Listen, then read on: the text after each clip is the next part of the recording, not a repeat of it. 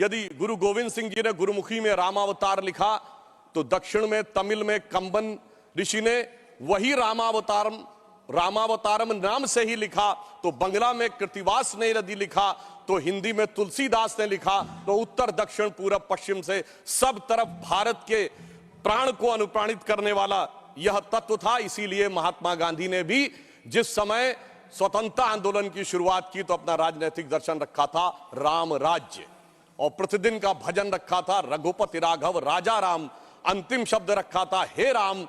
परंतु हे राम मैं ये कहना चाहूंगा उन राम को भी प्राण प्रतिष्ठित करने में इतना संघर्ष करना पड़ा जो भारत के समाज से लेके आध्यात्म और मन तक विद्यमान थे, जिसे हम लोग उस आंदोलन के समय कहते थे कि ये तन प्रभु राम का मन प्रभु राम का, तो हर क्षण बोलिए जय श्री राम की, आस प्रभु राम की श्वास प्रभु राम की, तो प्रति क्षण बोलिए जय श्री राम की। मगर आगे समस्या ये थी तो हम कहते थे शासन चलाए चाहे सीने पर गोलियां, परवाह नहीं कीजिए शरीर और प्राण की, आए आपदाएं विपदाएं भले कितनी बनाएंगे हम मंदिर सौगंध श्री राम की। और आपदाओं विपदाओं को पार करते हुए वह सौगंध आज पूर्ण हुई। इसके लिए अनेकानेक लोगों ने बलिदान दिया, देवी दीन पांडे जी से लेके सरदार फकीर सिंह से लेके हजारों संतों से लेके कार सेवकों तक और कोठारी बंधुओं तक। परंतु मैं एक बात कहना चाहूंगा, मैं 2003 के नोबेल पुरस्कार विजेता वीएस नायपॉल ने एक किताब लिखी थी भारत के बारे में, इंडिया ए वुंडेड सिविलाइजेशन। उन्होंने कहा भारत एक विचित्र देश है जहां पर कि अपनी संस्कृति को आघात करने वाले विषय को पढ़ाया जाता है और आघात करने का प्रयास किया जाता है, इसीलिए उन्होंने वुंडेड सिविलाइजेशन वर्ड कहा। मैं इसलिए कह रहा हूं कि जो इतिहास में प्रत्यक्ष प्रमाण थे उनको भी झुटलाने का प्रयास हुआ। श्री राम जन्मभूमि केस के सिर्फ 2 उदाहरण बताना चाहता हूं। जब मुकदमा चला तो यह पूछा गया कि भाई पिछले उदाहरण दीजिए कोई शताब्दियों के, तो विपरीत पक्ष के पास कोई उदाहरण नहीं थे। हमने फॉरेन ट्रेवलर्स के उदाहरण कोट किए। विलियम फिंच नाम का ब्रिटिश ट्रेवलर आया 1610-20 के आसपास, उसने कहीं पर मस्जिद का उल्लेख नहीं किया, सिर्फ मंदिर का उल्लेख किया। फ्रेंच ट्रेवलर आया जोसेफ टिफेंथलर 1720 के आसपास, तो वो कहता वहां पर चबूतरा है, में वो मस्जिद की बात करता है और बताता है कि रामनवमी पे लाखों की भीड़ लगती है। परंतु उसके बावजूद एक मजेदार बात बताना चाहता हूं, जब से ब्रिटिश डॉक्यूमेंट आया तो जो पहली एफआईआर ऑफिशियली दर्ज हुई है नवंबर 1858 में, फैजाबाद के थानेदार को रिपोर्ट दी गई है कि 25 निहंग सिखों ने आकर कब्जा कर लिया है, यज्ञ हवन किया है और मस्जिद जन्म स्थान के सब तरफ राम राम लिख दिया। और जानते हो उस पे सभापति महोदय सिग्नेचर क्या है? मुतव्वली मस्जिद जन्म स्थान। अब बताइए, जन्म स्थान पहली एफआईआर में खुद मुतव्वली लिख रहा है और उसके बाद इस विषय को इतना बढ़ाया गया। और स्वतंत्रता के बाद मैं एक बात कहना चाहता हूं, 22-23 दिसंबर 1949 की रात को जब श्री राम लला प्रकट हुए, उसके बाद यह ध्यान देने योग्य बात है, यह समुदायों के बीच के संघर्ष का विषय नहीं था, यह भारत के स्वाभिमान का विषय था।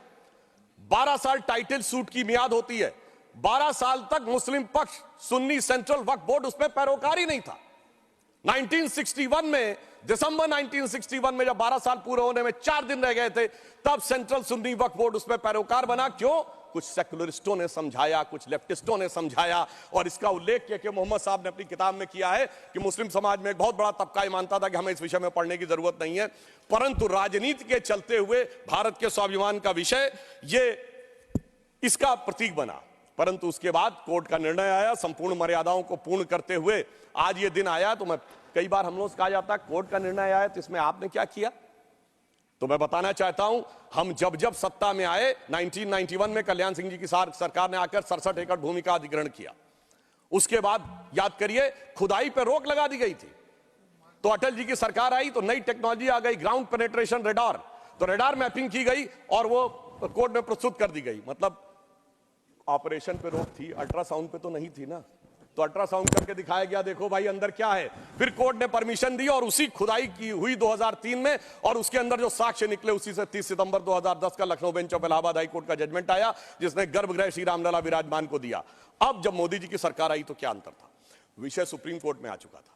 सबसे बड़ी समस्या यह थी कि सुप्रीम कोर्ट में सारी की सारी प्रोसीडिंग सिर्फ इंग्लिश में होती है, और वहां सारे डॉक्यूमेंट्स जो हजारों हजार पेज के थे उनको इंग्लिश में ट्रांसलेट करना था विद ऑथेंटिक डॉक्यूमेंट्स, जिसमें अरबी फारसी के भी थे, संस्कृत के भी थे, सबके थे। तो हमारी सरकार में आने के बाद अगर 60 साल उसमें लगे थे, हो सकता 50 साल इसमें भी लग जाते। क्योंकि बहुत से लोग वकील का चोला ओढ़कर खड़े होकर ये भी कहते थे फलां साल के पीछे ले जाइए इस जजमेंट को, मगर मोदी जी की सरकार ने आने के बाद 24/7 लगाकर सारे के सारे जो डॉक्यूमेंट्स थे उनका केवल 2-3 वर्षों में ट्रांसलेशन किया और उसके बाद जाके कोर्ट में अर्जी लगाई कि डे टू डे हियरिंग होनी चाहिए, क्योंकि हमारी सरकार तो उसमें विचार करती थी कि हनुमान तेहि परसा करि पुन कीन्ह प्रणाम, राम काज कीन्हे बिनु मोहि कहां विश्राम।